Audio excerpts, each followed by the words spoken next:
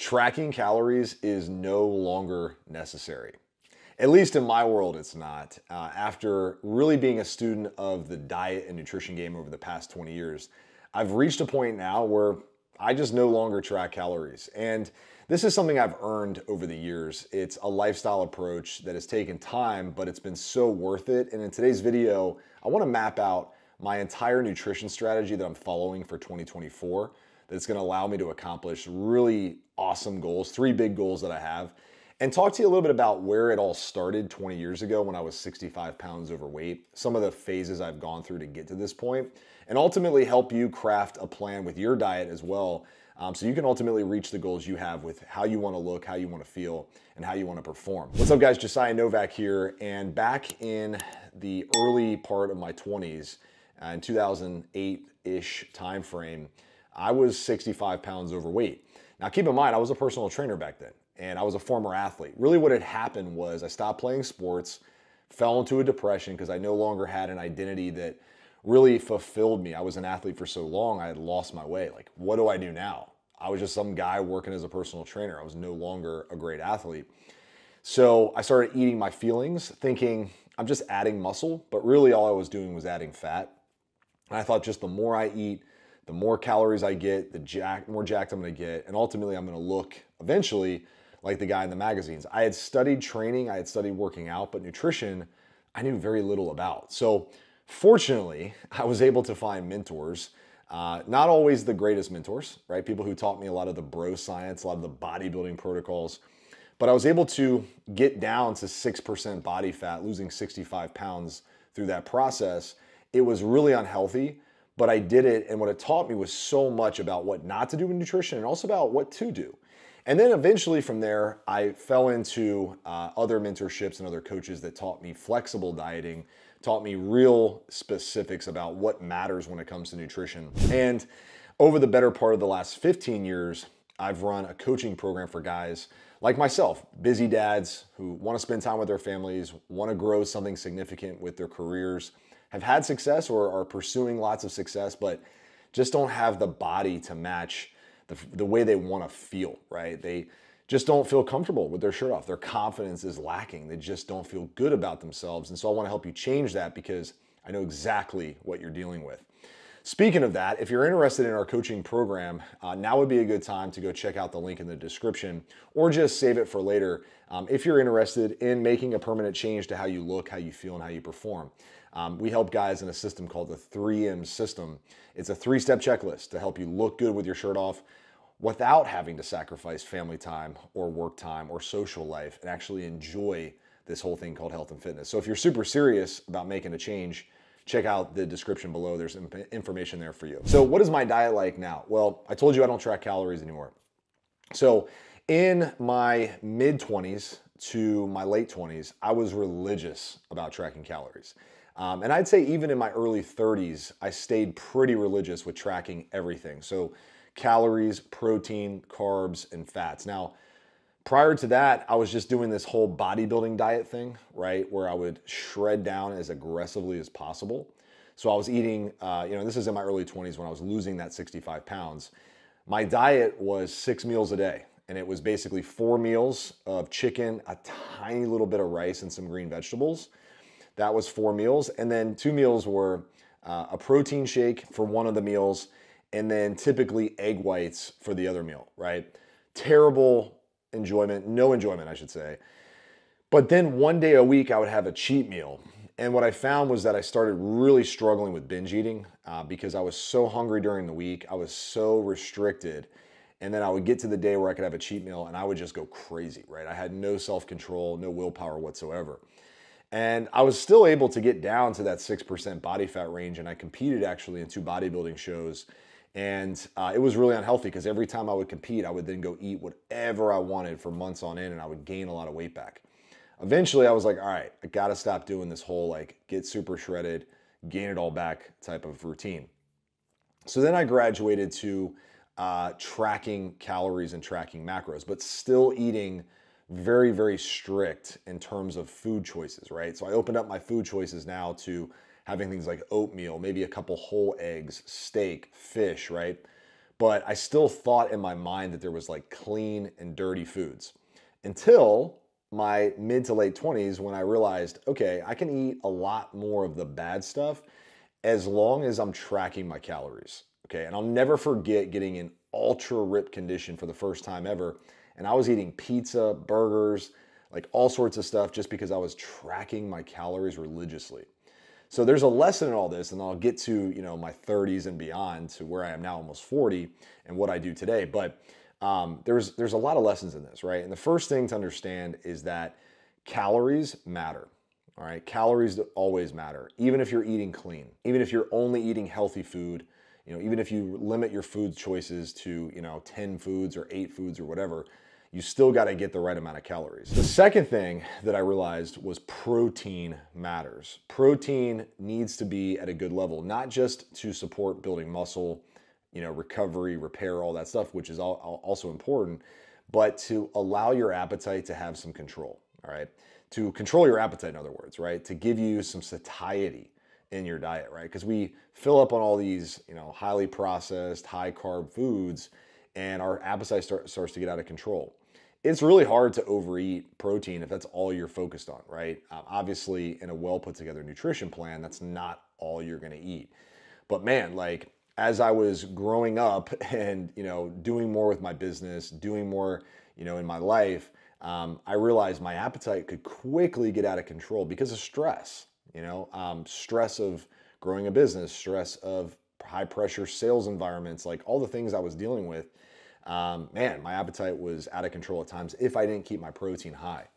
So calories and protein are always the two most important things. So whenever I'm designing a client's program, those are the two main things we want to get right. Are you getting the right amount of calories and the right amount of protein? The rest we can kind of fill in as we go, and ultimately the rest kind of takes care of itself. Now, obviously, food quality is important. It's not something that I would, dismiss as important. You want to make sure about 80 to 90% of the foods you eat, I would err on the side of 90%, come from whole one ingredient foods. So, meats, fish, eggs, yogurt, bananas, fruits. I said bananas, but fruits of different kinds, vegetables, potatoes, rice, things that you can look at and go, I know what goes into that food. But anyway, so my diet, went from tracking every calorie to starting to eyeball things more, right? So in my early 30s, I really started to adopt this whole thing called intermittent fasting. So I went from eating, 4 to 6 times a day, tracking all my calories, doing the whole macros thing, eating, more flexible foods. But then I realized I don't need to eat all these meals because I still was dealing with hunger on a pretty regular basis. And so what I graduated to was skipping breakfast and only having lunch, a snack, a dinner, and a dessert of some kind, all right? And I'm gonna shout out a really good colleague of mine who's been on my podcast before. His name's Grego Gallagher. He's a younger guy, but I strongly think he's one of the best in the industry outside of me, of course. No, I'm kidding. But he's more the guy who helps the younger guys who, are coming up in the world, starting, their careers. I'm more the guy who helps you design things with your family who have, very limited time to take care of yourself. But shout out to Greg because there's so many people out there where they would take credit for ideas, but fasting was something that I really bought into after connecting with him. And I started experimenting with it because I always thought, I'm going to lose muscle. And so, by the way, in my program, like fasting is not for everybody. So if you're thinking, oh, I don't want to sign up for your program now, or I don't want to have anything to do with your program because I don't want to fast. The one thing I disagree with Greg is I don't think fasting's for everybody. I think some people do function better with a breakfast. Now, I tend to always err on the side of a high protein, low carb breakfast if you're going to have it, just so that you get what you need and nothing else. But some people do well with a high carb breakfast. It once again depends on your goals. If you're, we can talk about this as I get into my diet for 2024, but one of the things I would just be aware of is what is the target? Is it just pure fat loss? Then your diet's going to look different versus if you're going after a physical training goal, right? Like a marathon, which I'm training for right now. So if you're interested in the program, if you want a plan built specifically for you that doesn't require losing time with the kids or family, or having to work out every day or eat a bunch of meals that you hate, check out the link below. There's a description there that you can check out more information. Anyway, so I started this fasting thing. It was going really well. I was able to eat bigger meals and stay lean. And then I got hurt. What happened for me in 2018, actually, so about 6 years ago, I had the worst injury of my life. I tore my bicep. And that led to me going from the guy who really only cared about looking good and being healthy to now saying, you know what, I gotta do something else because I can't lift weights the way I normally do. So I gotta pursue other things. And that led to me really getting into hybrid fitness, which was Spartan racing, riding my bike, running, right? And I had never been a runner before. I played sports, but it was all sprints. I never enjoyed long distance running. But I had nothing else really to do. So I started running more, started biking more, and I realized I'm not gonna be able to eat low amounts of calories and keep up my performance. It just doesn't work. So this led to a dietary phase where I was eating a lot more. And then that led into post-surgery of my bicep, building muscle again and having to eat more to get muscle back. So I went through a big bulk after I healed my bicep. And that was the first time I had bulked or added muscle in a long time. I'd always been worried about staying lean, cutting body fat, that kind of stuff. So anyway, if you flash forward to, my early 30s now, or if you come up from, that range of getting hurt, post-surgery, repairing, built my body back, I'd added some fat because I was bulking and I was like, okay, I'm going to get cut and I'm going to get ripped again, but this is the last time. All right, this is the last time I'm going to do a cut where I have to lose a bunch of body fat. I'm never going back again. And here's where I think I've come into my own over the past 6 years. And it's what I help guys do now. And it's really create a year plan that you can follow for the rest of your life. And it basically looks like this, right? And we're going to talk about the diet, but it basically comes down to having a aesthetic goal. Okay. So I want to look a certain way, maybe do some photos, maybe go to a big vacation where I'm like super lean. And then I want to have a phase during the year where I'm just maintaining. All right. I'm just maintaining. Maybe I'm building some muscle, building some strength, building some endurance, but I'm not stressed about my physique. I'm able to just maintain what I've worked so hard for. And then I want to have a performance goal. All right. It's not just about looks. I want to go out and do something. I want to challenge myself because here's the deal. I think we get bored. I think we get bored with trying to get ripped all the time. I think getting ripped is cool, but once you do it, you're like, is this it? Like, is this all I'm going to do? And obviously we want to look good naked for the rest of our lives. There's no point in time where we're not going to want to look good. But think about it, right? Is like, is this all there is? I think the answer is no. So performance is what I'm talking about, going out and doing stuff. Now, I personally enjoy hybrid fitness. I like the High Rocks races. I like the Deca Fits. I like the Spartans.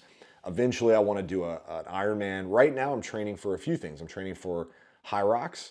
I'm training for marathons. And it's just for me to stay engaged, okay? Because I've coached guys for the better part of 20 years. I've coached thousands of guys through our program. I've built out, all sorts of programs and resources. But at the end of the day, I'm human too, and I have goals. And hopefully this will inspire you to think this way, but it doesn't just have to be about getting ripped. So what is the diet like now, right? Well, I promised to show what I'm doing today, but we're gonna get there, I promise. Today's approach looks a lot different because I've been doing this for so long that I don't really need to track calories anymore because I know what goes into foods. Okay, so that's the whole thing here. You don't need to track calories forever. But I do eyeball things and I do control things by using tools like fasting. So right now, I'm in the midst of my performance phase. I did a cut in the spring of this year. And what that looked like was basically one super long fast every week. Okay, so I would fast from Sunday night to Monday night. So it was 24 hours. Sometimes I would push into the next day and do a 36-hour fast. This is just during my shred. And then I would have most of my days be pretty high protein, low carb, and even lowish fat. And I would just eyeball portions. I knew I was getting roughly about 2,000 calories a day. Really low for me, like super low. But the whole point is I wasn't starting 20 pounds overweight. I lost 20 pounds to get ready for a shoot, but most of that was water at the end. I lost about 7 pounds of water. So I lost about 10, 12 pounds. And so I like to stay within 10 to 12 pounds of photo shoot shape, which is way leaner than people think. You know, having abs doesn't mean you're photo shoot ready. It just means you're pretty lean. So I usually stay around 10 to 12% body fat, but I cut down to 7% body fat. And my diet was basically this. It was like two big meals again, right? Most of my meals were one of two things: ground beef, okay, just the ground beef, maybe a little bit of fruit. This was during the week. And then I would have eggs and maybe some shrimp or grilled chicken. And once again, just a little bit of veggies, a little bit of fruit. So I was keeping my carbs and my calories really low. And then on the weekends, I would increase my carbohydrates, right? So I would do, you know, things like sourdough bread, potatoes, rice, steak. And that was my rotation. All I would do is check my weight, check the mirror, and I would basically adjust how, you know, based on how my body was responding, right? If it wasn't responding very fast, I would lower my portions just a bit. Sometimes I would just go no carb for a few days, and I would kind of feel my way down to where I wanted to be. And then all I did at the very end was just a tiny little carb up. And since I'd been practicing more carbs on the weekends, my body was used to it, right? So I'd done some test runs with carbing up a little bit to see where I would look my best. And then what I do is I just transition into a maintenance phase for a while. And I still mess around with like different fitness stuff. You know, I'm still jumping into things for fun, just training, enjoying being fit, right? And my maintenance is basically, I skip breakfast most days, and then I just stick to the same foods that I like to eat, which is the stuff I just described. I eat burgers, burritos, you know, homemade healthy taco bowls, that kind of stuff. And I usually have 2 big meals a day and a protein bar or 2, and then some kind of yogurt snack or like rice cakes at night, right? And I know this isn't sounding like perfectly easy to understand, but I'll break down a day in the life soon. If you're interested, just leave a comment below and I'll show you a whole day in the life of my meals. But now I'm in performance, okay? So now I'm not worried. I mean, yes, I want to stay lean, don't get me wrong, but I'm training so much, right? I'm running, you know, 15, 20 miles a week, and this isn't even where I'm going to end up. I'm going to be at like 40, 50 miles a week soon. I'm also doing 2 to 3 really intense high rocks workouts a week. And I'm running a lot. And then I'm lifting weights a couple times a week too. My output is really high.